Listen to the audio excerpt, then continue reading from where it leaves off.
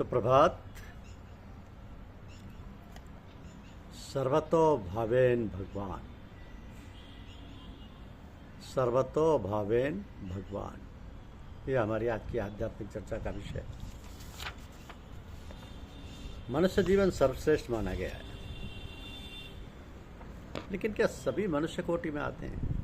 ऐसा तो नहीं कि सभी मनुष्य वास्तव में मनुष्य कहलाने के योग्य हैं। मनुष्य में कोई ईश्वर कोटि का है, कोई देव कोटि का है, कोई मनुष्य कोटि में है, फिर इससे नीचे पशु कोटि और नाना प्रकार के जीव जंतु। इसके बाद हैं वृक्ष और वनस्पतियाँ। इन सभी में अपनी अपनी योग्यता और जीवन शैली की विभिन्नता है। तो फिर हम लोग जो अपने आप को मनुष्य कहते हैं, कैसे बताएं और कैसे समझाएं कि हम मनुष्य हैं। मनुष्य जीवन में जो जीने की कला जानते हैं, जिनको ऐसी शिक्षा मिली है कि हमारे अंदर मनुष्यता या मानवता कैसे आए, तो वस्तुतः वही अपने आप को मनुष्य कोटि में रहने और समझाने योग्य है। ये जानना बड़ा आवश्यक है कि वह कला क्या है, वो शैली क्या है, वो कैसी है, वो रहनी सहनी जिससे हम वास्तव में मनुष्य या मानव कहलाने के योग्य बन सकें। तो कहते हैं पिंडे सो ब्रह्मांड, जो कुछ ब्रह्मांड में है वही सब कुछ हमारे शरीर में है, जिसे पिंड शरीर कहते हैं। सूक्ष्म रूप में मौजूद है, जैसे संस्कृत भाषा में सूत्र होते हैं। तो सूत्रों की जब व्याख्या की जाती है तो एक एक सूत्र पर एक एक मोटी पुस्तक बन जाती है। कारण यह है कि सूत्र तो बहुत संक्षेप में होता है, भाष्यकर्ता आचार्य उनकी विस्तार से व्याख्या करते हैं। इसी प्रकार जो व्यवहार शास्त्र के मार्मज्ञ हैं, जिन्होंने योग शास्त्र द्वारा, दर्शन शास्त्र द्वारा या अन्य जो वैज्ञानिक प्रक्रियाएं उनके द्वारा अपने शरीर के अंदर विद्यमान तत्वों और शक्तियों को जागृत कर लिया है, तब उनके अंदर अथाह शक्ति, अनंत ज्ञान और सारी विद्याएं, कलाएं, ना जाने क्या क्या अद्भुत सामर्थ्य और बल तथा शक्तियाँ प्राप्त हो जाती हैं, जिसकी कि हम कल्पना भी नहीं कर सकते।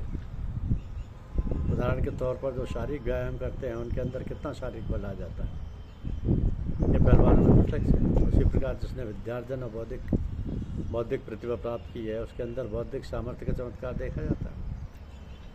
तो जैसे आप लोग देखते हैं कि तकनीकी विशेषज्ञों, अभियंताओं को जो मोटर, कार, वायुयान आदि बनाते हैं, तो दूसरे लोग भवन निर्माण कला में अपने अर्जित कौशल को साकार कर देते हैं। इसी तरह जिन्होंने अपनी मानसिक व आत्मिक शक्ति विकसित कर ली है, वे लोग उन क्षेत्रों में अलौकिक चमत्कारिक बातें प्राप्त करते हैं, जिन्हें देखकर आदमी चकित रह जाता है। तो सबसे अधिक चमत्कारिक विद्या है आध्यात्म विद्या, जिसको प्राप्त करने से सारी विद्याएं आ जाती हैं। और ऐसा महान पुरुष एक जगह बैठकर इस सारे विश्व और ब्रह्मांड की बातें जानता है। केवल इसी ब्रह्मांड की नहीं, और जो भी अनेकानेक ब्रह्मांड उनकी सैर करता है, तो वहाँ की सारी गतिविधियों की जानकारी रखता है। किंतु ऐसा पुरुष अत्यंत दुर्लभ है। जो है वो भी इतने गुप्त रहते हैं कि उनको जानना पहचानना अत्यंत कठिन है। ऐसे व्यक्ति तो जन साधारण की पहुँच से परे होते हैं।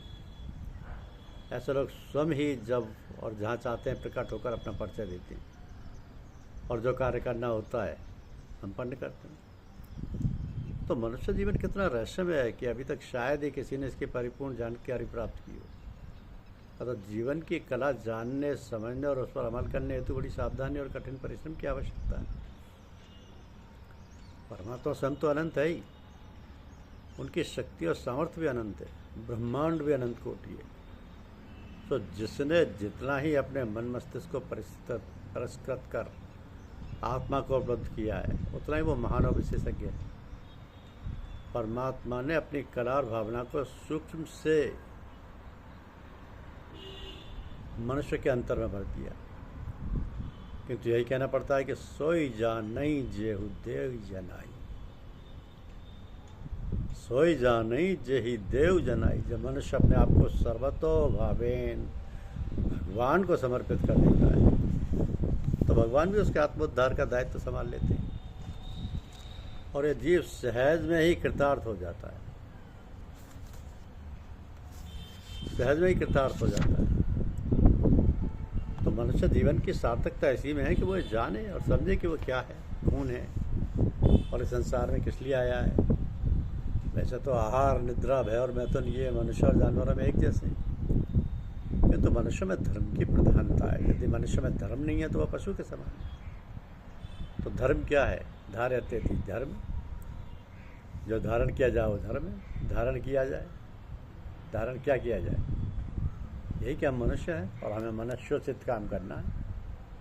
तो इस प्रकार अपने जीवन की रूपरेखा को बनाने, संभालने और कार्यान्वित करने में अपने आप को लगा देता है, मिटा देता है। यानी संसार की सारी गतिविधियां मनुष्य के सहारे और सहारे पर ही चलती रहती हैं।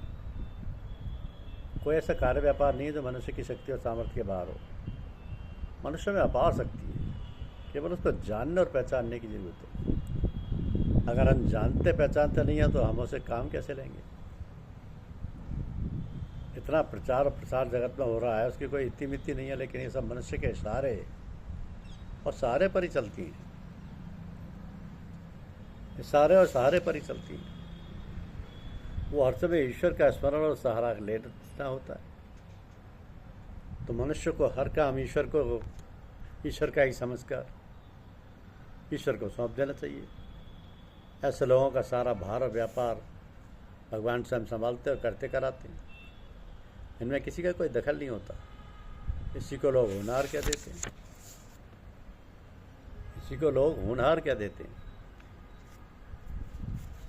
ये ईश्वरीय गुण व्यवस्था सदा सर्वदा चालू रहती है।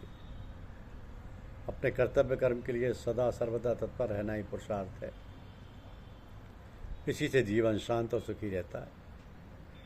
बातों से नहीं, कर्तव्य कर्म के सुचारू निस्तारण से ही व्यक्तित्व सुंदर बनता है और चित्त भी शांत सुस्थिर हो जाता है। ऐसा जीवन बहुत सुखमय और सर्व सुखद बन जाता है। यही जीवन का उद्देश्य होना चाहिए कि राम राम सब कोई कहे, ठग ठाकुर और चोर, बिना भाव रीझे नहीं तुलसी नंद किशोर। इसलिए ईश्वर की महिमा है, ईश्वर के प्रति समर्पित रहिए। धन्यवाद।